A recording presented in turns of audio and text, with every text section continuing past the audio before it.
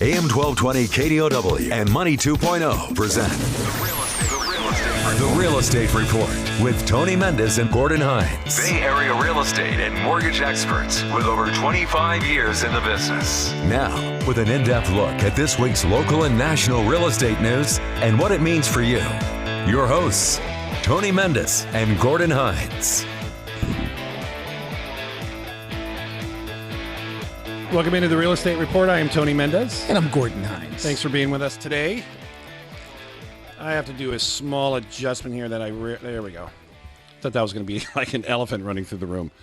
These mics are really sensitive. Thanks for joining us today. It's call-in show 800-516-1220, 800-516-1220, or you can email the show Tony or Gordon at BayAreaLoanSource.com. We have a new website. It's the same BayAreaLoanSource.com, but it looks a little bit different, a little bit easier. Redesigned, you should say. Redesigned. Redesigned. Okay. Yeah. So, new host. New host? Are you new? No, new host for the website. No, it's not a new host. Yeah, it is. No, it's a new designer. Same host. All right, fair enough. You say designer. I said stick host. to mortgages and real estate. Okay, let me handle this stuff. This is, it's you really do have to kind of make it interesting every day. We have some investors, Gordon, that they completely get immersed into real estate on an almost daily basis. They follow the forums, they follow investment groups, and these are some of the people we see that grow real estate year after year after year after year. And next thing you know, like he goes, "Oh yeah, I bought this one." They come for a new loan or something, and they go, "Well, yeah, I just bought this one. And I just bought that one." That's what a real investor is. They're always looking for opportunities. Is it feeling like with this shortage of inventory, people, smaller cities seeing new heights in home price and a home price appreciation year over year, inventory is low. Are we running out of options and opportunities for investors around, the United States? Or, I mean, where do you see it? Well, I wouldn't say we run out of options. I think as the market changes every day, I think one of the things that we shouldn't do is stale date the market, making decisions from yesterday, what we think it's going to do tomorrow. And I think a lot of people make that mistake. It's a perfect example. We talk about our business, and what grows our business is programs. We had a couple deals this week that we were dumbfounded on, couldn't find a home for it.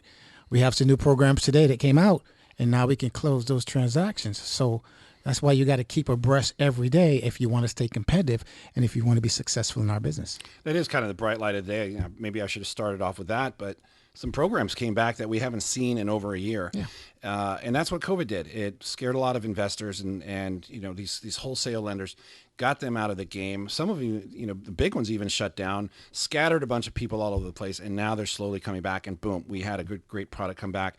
This one's actually really good. It's it's what they call Jumbo Prime, and it's up to $2 million, higher debt ratios than your standard Jumbo. No mortgage insurance up to 90%. You have to have a qualifying score, of course. And I mean, these are the kind of products that, the industry looks at, and especially in a market like the Bay Area, where you have somebody going, I have good money. I have my money's tied up in the stock market because it's been doing really well. I don't have but 10% down. But here's the product for you. I'm looking at a $1.7 million house. Boom, there you go, product. That's what these products can do for the market, as much as we've seen interest rates help, the average and above average kind of homeowners out there. Yeah, and I think these products allow the market to grow. I think this product is timely. I think it's something that was badly needed going into the spring buying season. You look at as prices continue to escalate, you have to have products in order to bridge that gap in order to make the market more conducive to growing business. Looking at the same loan that wasn't available yesterday that is available today, guy buying a house at $1.3 million, he had to put down $500,000 or $600,000 to get in the conforming jumbo limit. Now he can put down 10% and continue with the same product. Once again, these are the kind of products that we need, that we talk about always. It's what pushes our marketplace better. Products, not necessarily rates. Where we saw this work for a person was, as we see these home prices move up in other counties. What county is it? Solano County. Any of the smaller counties. And you have, and Fannie Mae and Freddie Mac, they haven't adjusted their limits for these counties. These people, they're just buying a $600,000 or $700,000, $650,000 house with 10% down. That's still not enough to get them down to the conforming limit for Fannie Mae and Freddie Mac and FHA. So they were left kind of using what they call a non-QM loan, which can go to 10% down. Now they come out with a jumbo. So anytime you're over the conforming limit, you turn jumbo. This product is actually really well priced. So well, really product, well priced, badly needed product, and I think it's going to really, it's very timely, as I mentioned earlier, because these are all the things that we need to continue to make the market well. And as the market goes, so does time, so does programs, so does everything else. We're looking at shortage inventory, looking at more and more people getting comfortable now with the market, with COVID kind of, going away slowly but surely every day. I think you're going to see a lot of more market competition as we move into the spring. A lot more buyers are getting excited again. This is one of the things that's going to help us close. Yeah, this is one that creates that competition where you'll start seeing other lenders going, well, like we'll have a rep. We'll call our other reps and say, we can't do products with you anymore because this one right here is going to beat it. We were just talking about how like Solano County has higher home prices, but with 10% down, you fall into jumbo and non-QM. Now you have a product to replace that. And it's not just that. There's a lot of people listening who have second homes in Placer County, Nevada County, counties that have lower conforming limits. Now this product can work on second homes. And what we're finding with those counties that have lower limits, they also have high appreciations because that market has been more affordable simply because it's been what we call the overflow market. Now you're looking at Solano County, all the counties around here that has the San Joaquin. Now those markets become a lot more attractive now because now when you go out there to buy a $600,000 house, you don't have to come up with $52,000. You can come up with $60,000, which $52,000, which is the difference between 10% and 548. You can come with a lot smaller amount of money and buy more property, and there you'll see those markets now start to appreciate even more because they become more attractive to investors and more people. So that we've definitely gone through a transition where we've seen it go from some of the tightest guidelines. I think last week we were talking what they call the Mortgage Accessibility Index, and that's hit a yearly low.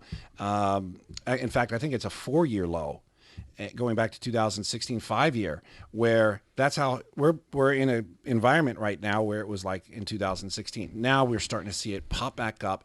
We are going to see home prices increase in other areas. You look at this report right here about tech workers moving to places like Las Vegas, Seattle, Portland, and then they go, okay, well, Las Vegas, for example, Redfin did this, what they call a migration affordability calculator. And they said, if you move to Phoenix or Seattle, you're going to yield $12,000 more in annual disposable income based on, if a stay-home worker with Bay Area income. But they said that if you go to Las Vegas, for example, you have $40,000 more disposable income in that new hometown. So we've seen a lot of people like Elk Grove, for example.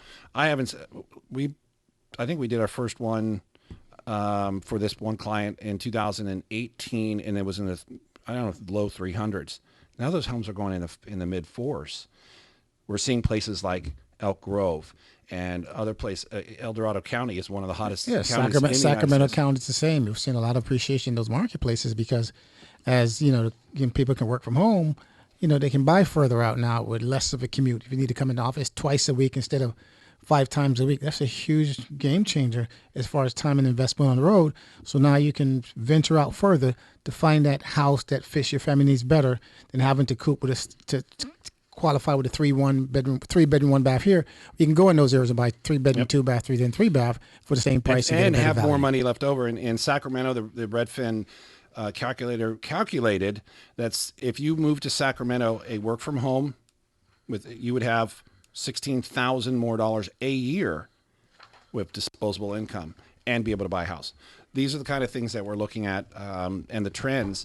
Here in the Bay Area, though, Gordon, we're still seeing it very, very active. Lots of really good money going into properties and continually driving up prices. San Francisco, of course, we saw it dip a little bit, but San Mateo County, Santa Clara, Alameda, Contra Costa, Marin, even Napa now and Sonoma are just doing, especially Sonoma, people moving up to Santa Rosa and places like that are just booming right now and driving up prices. And that's where these products really fit in. We're happy to say that we have this now. I mean, it's been a while. Yeah, one of the things that I completely forgot about, and where I'm doing a transaction out in Fairfield, and I talked to the buyer. She was telling me she's having trouble finding insurance because that's deemed to be a high risk area finally found us some insurance, and insurance is almost Is that your homeowner's insurance? Fire, yeah, almost $3,000 for homeowners insurance, which is an expensive venture that no one actually booked for when you're looking at buying a house, a $3,000 insurance policy on a $600,000 property. But based upon demographics where the property is located, these things are all factors that you have to take in consideration when you're shopping for a home. It's very important that you have these knowledgeable tools available to you, because it can be the difference between qualifying and not qualifying. If the margins were already tight and I had only penciled in $100 for insurance, now insurance is $300. It could be very, very costly as far as trying to afford that same property. You heard about there's a realty firm out in those higher fire danger zones that when you put your offer in, they're asking that you put not only your offer in, the other things that go with it, proof of down payment and so forth. They're asking for a policy. They want to know that you can actually get a policy on this property. Yeah, it makes sense. So you got to put that in with your offer. Yeah, hey, look, I've already sense. done my research. So now people are going, I got to buy a house in Santa Rosa or in Sonoma County or Napa County, and I got to get a policy at the same time I put my offer in, which is, it doesn't go, it's not enforceable until the effective date. And, of course you have to pay for it, but that's what people are doing now. Yeah. The extra steps. Well, it also make you calculate the right dollar amount in your formula to make sure that person can actually qualify. That's the other thing too. It can be a huge difference. It can be a deal breaker, because that larger number can disqualify someone that was on the cuff of not qualifying. With that said, you can always call the show 800-516-1220, 800-516-1220, or email the show Tony or Gordon at BayAreaLoanSource.com and our new revamped website. Refinance demand has plummeted to a 6-month low after refinance activity broke almost a 9-year record in February. That's the result of slightly higher interest rates. Right now, Freddie Mac's weekly survey has the 30-year fixed averaging at 3.09%, the 15-year at 2.4%, and the 5-year ARM at 2.79%. It'd be interesting to see when that ARM starts coming into factor and into play for people's minds. I know it is in jumbo, because even that small 0.25% difference on actually can make a difference. Can make a massive difference, especially on qualifying. We'll come back after this break. My name's Tony Mendes. That's Gordon Hines. It's the Real Estate Report on AM 1220 KDOW. You can call the show 800-516-1220, 800-516-1220. We'll be right back after this break. Questions about real estate? Call the program 800-516-1220. Now, back to the Real Estate Report on AM 1220 KDOW.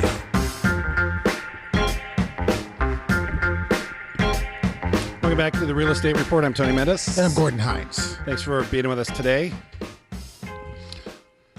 It's about a year ago when kind of hit the and we had some lockdowns. We had a lot of lenders change their policies on how to do home loans, started making it a little bit tighter, a little bit harder.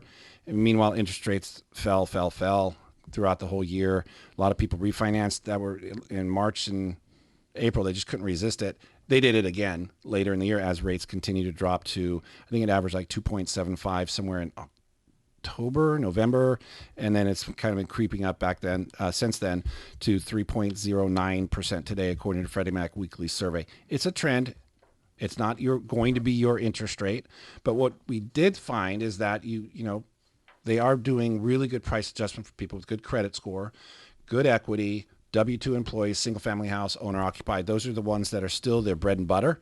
But we're still seeing a lot of differences between lenders, especially when it comes to jumbo. We had talked earlier about the jumbo loans and how some of they were at 80%. Now they can go to 90% with no mortgage insurance. These are things that continually push other investors to compete and help you guys ultimately. But the rates are really what we're seeing, is that the rates between the conforming limit and the jumbo limit, or the jumbo loans, are almost the same in many cases, if you can get the good scenario. Yeah, lower credit score, and you're taking cash out on a jumbo, it's going to be a bigger spread, because Fannie Mae and Freddie Mac really like owner-occupied W-2 single-family houses. Even when you're taking cash out, it's not a big hit, but jumbo is a little bit different. Yeah. These are the products that are continually driving the market. I happened to open a fortune cookie, and it said, a huge fortune at home is not as good as money in use. You believe in this all the time. You talk about, we run into people. There's an investor that we have who has a property in Hercules, and it's gone up in value, and he has it almost paid off, and it's a ton of equity in there. It's about $600,000 in equity that is just sitting there earning him about a couple $1,000s a month. Would you consider that a value in a home? It could be money could be spent better elsewhere, including in the markets, for example, where you could look at a bigger rate of return without messing with land, the tenants and maintenance and taxes, and then property taxes and insurance and all that, when you could just simply have put that money somewhere else? Or do you like the idea of leveraging that, because leveraging is what real estate does really well, and buying more property when the opportunity presents itself? Wouldn't you, and then have somebody else paying off that debt? We see a lot of scenarios where people are afraid to leverage that equity, no matter their age, to get into more property and have someone else pay off their debt. Well, I think people get more conservative when it comes to financing, and sometimes you really don't need to be. Matter of fact, there's an investor friend of mine that contacted me yesterday. He has a private loan that it's ballooning, meaning coming due and payable at the end of May. And he wanted me to look at a non-QM product simply because he has more than 12 finance properties, and he's having trouble finding a loan. So as I looked through his portfolio, I ran his credit this morning, and he has about 6 properties which he owes less than $100,000 in each of them. And I'm saying, wait a minute, you got all these properties with a lot of equity, low balances. What we should do is consolidate a lot of these properties into one loan, if possible, or 2 loans, and that way you're now eligible to become credit worthiness in order to get the Fannie Mae Freddie Mac product, which is going to have the best pricing and the different options for you. Well, I've been trying to pay him on and pay him off. I said, well, listen, but you haven't paid him off. The payment's still the same, even though you'll have a low balance on it. You're still paying $1,500, $1,600 on these loans. So I think you should consolidate. So he's thinking about it, but people get into those ruts. I call it a rut, basically, status quo, are afraid to make changes. And then when they look back at it, or somebody brings their attention, I think hopefully they can make the best decision to actually become financial, savvy, and make the best moves in the marketplace. Just to get the best bang for your buck, or get the best return on investment. I think people also hit a kind of a roadblock with the advice they've been given. So, you could give somebody some advice, hey, build a portfolio of real estate, but you don't really get much further than that. I've done it, but what do I do now? We talk to a lot of different investors that have a lot of different levels of risk that they employ on their strategies, and one of them is to eventually move into 6 properties into 2 properties, 2 better properties, something like multi-unit. You and I have this argument all the time. Single family homes, they're easy to manage and they go up, but if you lose 1 month's rent, that's the whole property, as opposed to multi-unit. Maybe look, once you get to that point, get to a multi-unit. It could be 4 units, which is residential, or anything higher becomes commercial, but there's loans for that too. And they're pretty decent rates. And when you start pulling in a lot of equity from other properties, and you start getting into a unit where you go, okay, well, if I have 1 renter go, I still have 5 others coming in. Oh yeah, there might be some more headaches, but wait a minute, I had 6 properties, now I have 1. Is that the next natural step that you believe for investors to do, to kind of get to the better money, the better quality, the easier management style, especially if they're doing it themselves? Is that the natural progression? Well, I think everyone, and when you're looking at cash flow, and people start out buying a single family house, there's limited cash flow on a single family house, regardless of what the equity position is. I think in order to get cash flow, you have to increase your number of units coming into the formula, because the more units you bring to formula, the more cash flow you're actually going to get. The way to solve that problem is buying multi-units. I've got investors that believe in single family houses, because single family houses are a lot easier to manage, a lot less stress. You get typically a better tenant living in a single family, and they stay longer than an apartment building. So the more units you have in a building, a lot more turnkey you have to do, because people are always churning, even though the cash flow is a great benefit, because you're getting multiple income from one source. So as you move up the food chain, make the different options, you just have to figure out what works best for you and what's your tolerance. That's the key thing, is tolerance, because dealing with tenants is no easy task. You have to decide what your tolerance is. If you're trying to become a investor in real estate, you just have to be able to separate tenancy and your tolerance, and make that best decision if you're looking at cash flow. Yeah, and I see that too. I mean, you could easily take that client of yours that has 6 properties with a ton of equity and write out a plan is it, like I said, there's not everybody knows what to do next with their property. Is that the next natural step of progression, evolution in your portfolio? I believe it is. And I see some people that are shrinking. They're saying, you know what? I've done my house will never be this high again. I'm going to sell it. I'm going to take the cash. Yeah, we are seeing a lot of that. Seeing a lot of that, especially people who have bought in places like Phoenix and Vegas, where they've saying, you know what? Oh my gosh, I finally got my equity back from 2010, and then the rents really aren't going up as much as the equity is as far as rate of return, and they're saying, I'm just going to capture this. Now, when you build that portfolio and you start moving towards that natural progression, that evolution towards a better managed, an easier property to manage. I mean, if you have a 4-unit that's 5,000 square feet, it still has 4 exterior walls, theoretically, as a single family. But if you had 5 single families or one multi-unit with 5 units, it's going to be less maintenance in some sense. Plus, some of the strategies too that we're seeing a lot of people using these property management companies, and you can afford it now when you get to those kind of multi-unit.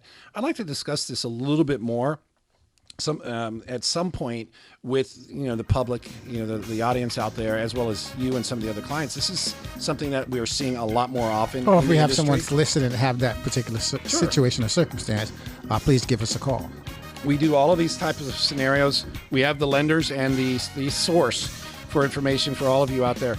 Give us a call, 800-516-1220, 800-516-1220, or email Tony or Gordon at BayAreaLoanSource.com. We'll be right back on AM 1220 KDOW. This is the Real Estate Report.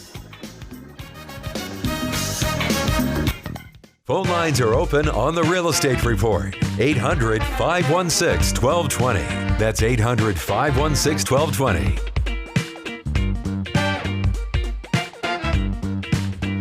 Instrumental funk. All right. Welcome back to the Real Estate Report. I'm Tony Mendez. And this is Gordon Hines. I'm pointing at Gordon. You guys can't see that. Here is a very interesting article. It shocked some other people who did not really think this could happen. It shocked me, in fact, that... and now it shocks me I can't find it. Well, while you look for it... Is this it? Here's an email. What you're looking for. Here's an email just came in. Shelley out of Oakland. I have a triplex in Oakland. Been living in 1 unit and renting 2 units for the past 10 years. Absolutely. I just spoke to a realtor last week. I'm going to put my units on the market because I can get well over $1 million for 3 units. I'm going to look to buy a single family house in the outlying areas and pay cash. I'm 48 years old. And I was thinking to hold on to the rental unit. Since I have no kids, at this point in time, I can buy a single family house and pay cash for it from the proceeds of my sale of my unit and still have money set aside to invest. What do you think of that email? I think somebody is listening, number one, to a second opinion like ours. I think everybody should take on a yearly, not even maybe every 6 months, review their portfolio. Especially, you talk about how the real estate market, and thanks for the email, by the way, and you can shoot an email to us, Tony or Gordon at BayAreaLoanSource.com. Everyone should look at their portfolio as that snapshot in time and make comparisons to what it was like. A lot of people just say, you know what, I got a lot of equity. I can sell this house. But until you actually sell it, you can't, or sell it and buy more, you're not really realizing some of those goals that you're setting, those aspirations. It doesn't make sense unless you have some guidance. Gordon, you've owned multiple properties, and you've probably been in this, what was her name, Shelley, right? Yeah. You've been in a situation like that before where you say, you're on the fence. You're on the fence. Right. And sometimes you just have to pull the trigger. You need to surround yourself with professionals. You need to know what's out there to buy. Number one, you need to have a numbers guy, a mortgage guy, and maybe even a CPA out there to kind of figure out some of the taxes. Once you get all of those things together, which are relatively easy, once you start, you'll find that it's pretty easy. I wouldn't use the internet. I would eventually find a professional, person that you can build a relationship with, and then you pull the trigger and you see, or you don't, and see what makes sense. Yeah, I think, as we always talk on the show, always seek the advice of a professionals. Everybody has an opinion. But the only opinion that I believe matters is one of the professional, or a person who does it for a living. A lot of times you can have a fluke person do something right once or twice, but the professional does it over and over again. That's why it's very important that we refer you out to professional rather than our famous who? Cousin Vinny. Cousin Vinny.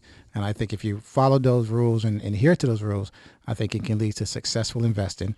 Listening to our show weekly, we talk everything from real estate to rentals to mortgages to what the market's trending, what's going to happen next week, what happened last week. The Feds, by the way, this week agreed not to raise rates. So I think we're excited about that. And that's the reason why you saw slightly dip this week, because they decided not to raise rates, regardless of what the bond market's doing. Thanks for the email. You can always email the show, Tony or Gordon at BayAreaLoanSource.com. I found the article. It was right in front of my face. We'll come back after this break. I'm Tony with this article about average sales to list price ratio. I think a lot of people will be shocked about this, especially if you're a buyer. I'm Tony Mendez. That's Gordon Hines. This is the Real Estate Report on AM 1220 KDOW. Be right back after this break. Got a question? Run it past these guys. 800-516-1220. It's the Real Estate Report with Tony Mendez and Gordon Hines on AM 1220 KDOW.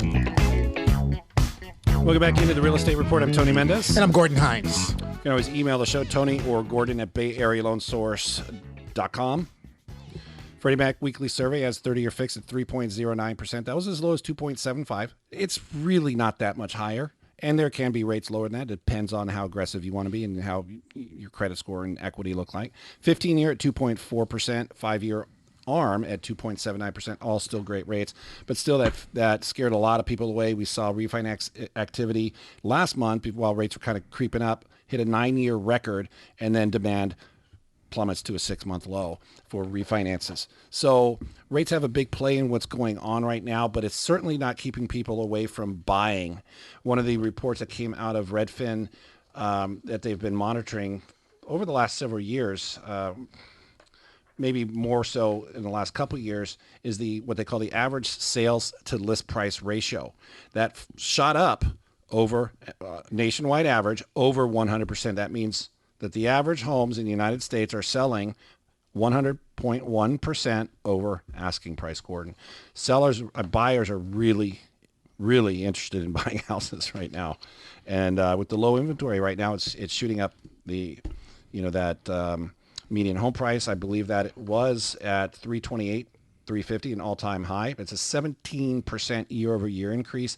Asking price of newly listed homes, that's at an all-time high, $349,975. That's up 10% from the same time last year. Pending home sales were up 19% year-over-year.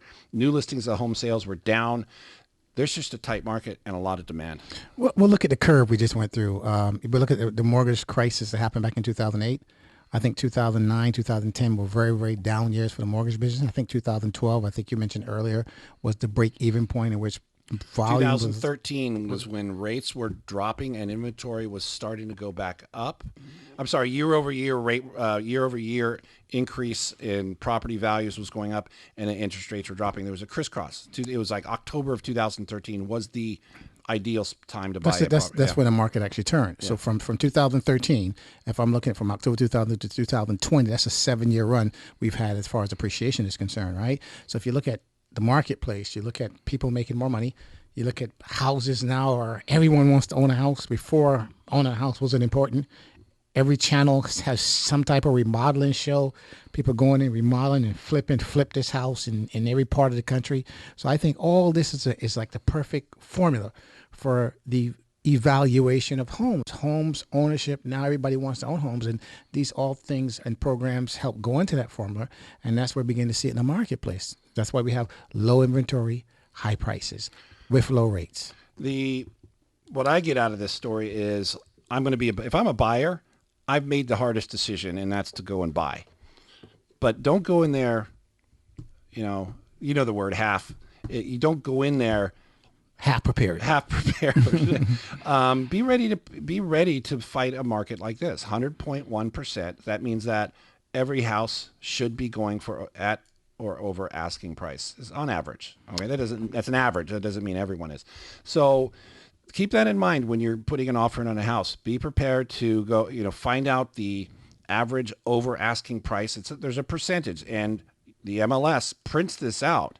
You can get this information from your realtor and then go in there. And one of the strategies that we saw from a realtor that writes a great article said, go in there and offer 1% over the, that average price, over ask price percentage that, again, you can find in the MLS. That's one of the strategies. The other strategy is know about your down payment. If it does for some reason not come in at value on your appraisal, if you need one, which is most likely on a purchase, do you have extra money to give the seller?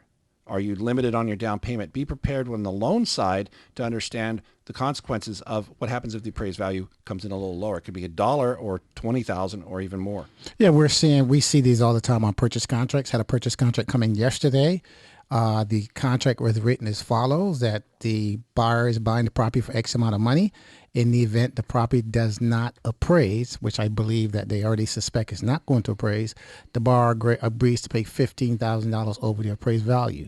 So they have already figured out that if it doesn't appraise, rather than a no appraisal contingency, I guess the borrower had agreed to pay $15,000 over asking price, assuming that the property doesn't appraise. So there's all kinds of different meanderings going around when it comes time to contract negotiations, different areas, different price range and price brackets to have different appreciation values over asking price. I got a client for a call from a realtor yesterday. We were going over it. He's making an offer for his daughter, and he was asking me how much money should he come in over asking price. And I said, well, let's go back and look at that neighborhood and see what percentage of our dollar amount that neighborhood is going for over asking price, and kind of factor in some type of formula if you want to get the property for your daughter. And that's really what it is. And that, remember, when you buy that house at a certain price, that becomes a comparable sale for the next person buying a comparable house, around the corner. And that's kind of what scares a lot of people, is because that's the snowball effect. But this time it's not because of the loan products that were, teaser rates at 1%. We're going to qualify you at 1%. Oh, by the way, you can get a first and second loan up to 100%, no money down to $1 million or more. It's because of the demand, and they are qualified buyers. This is what they call the era of qualified mortgages, and people who are buying are qualified, which means that they aren't going to bail because of their product. So we have a very strong ownership pool. How far can it go, I think, is the next question. How long can this last? This is from the chief economist, Daryl Fairweather at Redfin. He said, buyers outnumber sellers by such a huge margin. It's the strongest sellers market since 2006. Many homeowners are staying put because they know how hard it would be to find a place to move. It seems the only move-up buyers who are confident enough to list their homes are those who are relocating to more affordable areas where they can have an edge on the local competition. So that's a pretty big statement, where he's saying only move-up buyers who are confident enough to list their homes are those who are relocating to other affordable areas. There's a mentality too, talking about your client, 6 properties. He only owes about $150,000 combined. He still has payments, but he has a ton of equity. He's also looking at probably the highest equity he's ever seen. Not equity, I meant value on each one of those properties he's ever seen. Do you capture that? And I'm not saying everybody do it all at once and feed it in the market. We really want a normal market, but and we really are enjoying this as long as we can. But at some point, you have to go and say it kind of makes sense now, especially if you're an investor, because investors, they already have a place to live. You don't need to sell the house and move somewhere else. Do investors take advantage of this now and saying, rents aren't going to go up enough. Rates are great, but I really like this equity. Well, his primary objective is to have cash flow. And I'm saying, listen, if you're trying to have cash flow, your best bet is to consolidate some of these loans, because rather, the problem of the 30-year fix, regardless of what the balance is, the payment's still the same. So I said, by you reshuffling the cards and moving that debt around, consolidate some of that debt, you can probably keep the payment same, but you're going to increase cash flow, because now you're going to have a few properties that are now free and clear. So it's all a big formula. I think it's all about sitting down with a professional, mapping out a strategy, figuring out what your short-term goal, what your long-term goal is, because markets are always changing. Real estate market is never a fixed object. It's always changing. Different things influence the marketplace. Different things can happen over a short period of time, and all of a sudden you're not looking as good as you thought you were. Mortgage rates continue to drive the market, as well as low inventory.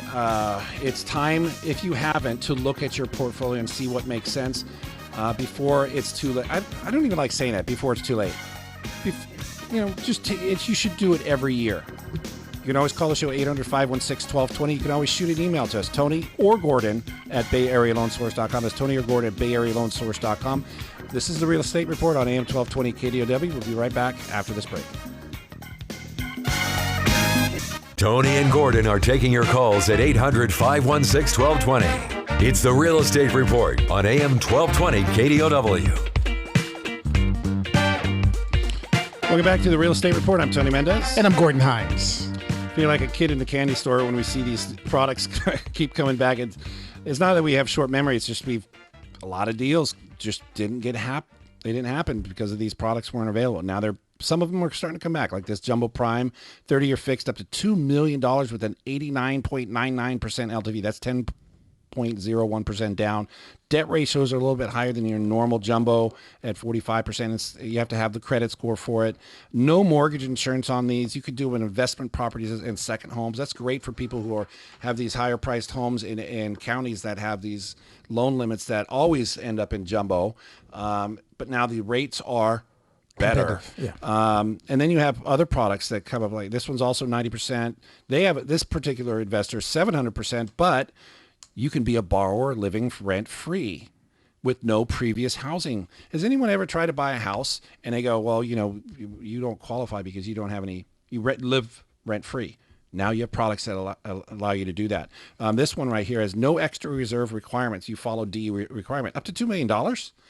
You can follow DU. DU basically comes out and says, well, you're not eligible for, you're approved, but you're not eligible to send it to Fannie Mae. But this lender will follow those guidelines, and DU has much more lenient guidelines when it comes to reserves. This is the way the lenders are coming back and really throwing their hat in the game. Yeah, typically with the jumbo products, a lot of it had high reserves requirements. A lot of times, sometimes it's tough to have reserve requirements especially when living in such a high cost of living marketplace. 6 months reserves on a $300,000 a month loan, that's $18,000. You need to show liquidity if you want to qualify for that program, although you have the qualifying credit score and the debt ratio. So there's always something that's very, they can knock you out the box in those qualifications. This particular program mentioned earlier don't have these type of limitations and restrictions. So at this point in time, if you're out there, you were sitting on the fence, couldn't get what you were looking for, give us a call. We can help you with regards to where you live. We definitely have a Band-Aid for your solution. Please email us, reach out to us, and we'll be here to help. That's Tony or Gordon at BayAreaLoanSource.com. If you're an investor and you're looking to take advantage of historic levels on mortgage rates, they're bouncing obviously off the lows we've seen. Effective April 1st, Fannie Mae announced that on March 10th, that effective April 1st, they're limiting new loans secured by second or investment properties to 7% of all overall loans, which means that you are going to find your guy or girl, your loan officer is going to one day say, sorry, I can't do your loan. Otherwise, it's priced out way too high. We've had several investors call us and say, is this a big deal? At first I said, no, not really a big deal. And then I started looking at what happens about the pricing. So many investors are going to limit their exposure to investment and second home investment. So April 1st this year, not next year, this year, we're talking how many days?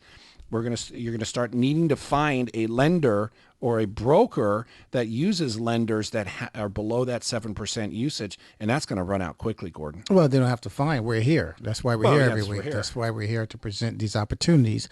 A lot of times is, the guy that has the solution gets the prize, and we believe we do have the solutions. A lot of deals that we get as we talk are secondhand deals that they went other places for and weren't successful, and they end up here for our company because we know the ins and outs. We know who does what, when, where, and how when it comes to financing. We know which place to take you to, which place not to take you, what the restrictions are with appraisals, what the restrictions are with debt ratio, what restrictions with qualified properties, with income. You just mentioned earlier that you're buying a house without a debt expense. If you're living at home with your mom and you're 25 years old, you don't have any history. Yeah. You don't have a history, but we have a home for that particular circumstance. So a lot of times it's not what you know, it's who you know. And I think that's what we solved the puzzle by. We are who you need to know if you're trying to get a property finance. It's about who you know. It's also building professionals around you, especially as you grow your portfolio. We talk to a lot of investors. This show is not just about investors. It's about everybody. But when you have a portfolio, and a lot of people have been programmed over the last several decades, in fact, to buy investment property as part of their retirement plan, you need that professional around you. I've actually talked about more and more often that you need not to see a CPA. You need a CFP, a financial planner around you that kind of is orchestrating everything that you're doing more often than not. We have great referrals for financial planners, as you guys know. But that's important too. I'm at the level now, and you are too, to have a financial planner. That's because it's all about retirement. Now that you've had that great advice to buy real estate, what do you do now? I think that's the theme of this show today. And it's all part of your financial planning, all part of your financial makeup. You know, we use the word portfolio. People think, well, I don't have enough money, I don't have enough assets. Everyone has a portfolio, right? It might not, my portfolio might be bigger than yours, but it's still a portfolio. Most of it has an asset. We have a house, we have a liability, we do all have a net worth. And it's all very important. You kind of understand all that goes into makeup of you. And we're here to apply you to become the betterment of you. And that's why we're here every Thursday from 6 to 7. We like to call it the Drive Time Special. We're seeing more and more cars back on the freeway. So we know more people are listening now because they're not at home, you know, staying at home. They're out back to work. And we're excited about that. And we believe this marketplace is going to be great for 2021 as the market begins to open. Stock market is growing at full strength. The spring season's around the corner. So buckle up your straps and get ready to become a homeowner. Buckle up your straps. Well put, Gordon.